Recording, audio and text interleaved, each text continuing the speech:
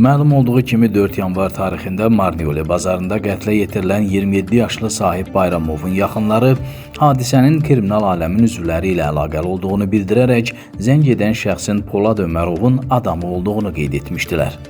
Hazırda Amerikada həbsdə olan Polad Ömərovun vəkili Georgi Geladze baş verənlərlə bağlı bugün jurnalistlər qarşısında mətbuat konfransı keçirib.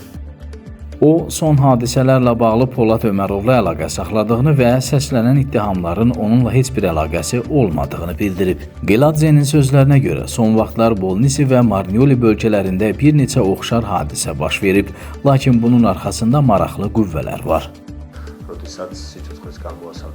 Əvvəlcə həyatını itirən şəxsin ailəsinə dərin hüznlə başsağlığı vermək istəyirəm. Bu çox təəssüf edici və ağır bir hadisədir.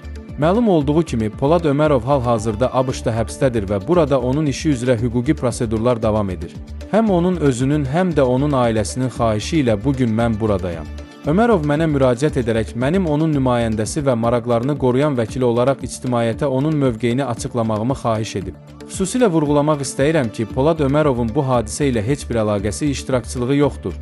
Nə göstərişlə, nə tapşırıqla, nə də başqa bir formada. Son zamanlar məqsədyönlü şəkildə Polad Ömərovun və onun yaxın çevrəsinin təhqir edilməsi və saxta məlumatların yayılması müşahidə olunur. Geladze həmçinin qeyd edib ki, Bolnisi rayon məhkəməsi və Tbilisi apellyasiya məhkəməsi Polad Ömərovun üzərinə qoyulan təzyiq və şantaj ittihamlarından tamamilə bəraət qazandırıb. O qeyd edib ki, hər iki məhkəmə orqanı onun günahsız olduğunu təsdiqləyib və hər hansı bir ittihamın doğruluğu sübuta yetirilməyib. Georgi Geladze bildirib ki, Polad Ömərov Sahib Bayramovun ailəsinə lazım gəldikdə hüquqi yardım təklif etməyi də xahiş edib. Hüquqlarını müdafiə etdiyim Polad Ömərov məndən Sahib Bayramovun ailəsinə ehtiyac olduqda zərərçəkmiş tərəf kimi pulsuz hüquqi yardım təklif etmək istəyib ki, işin obyektiv araşdırılmasına və tam şəkildə açılmasına kömək edək.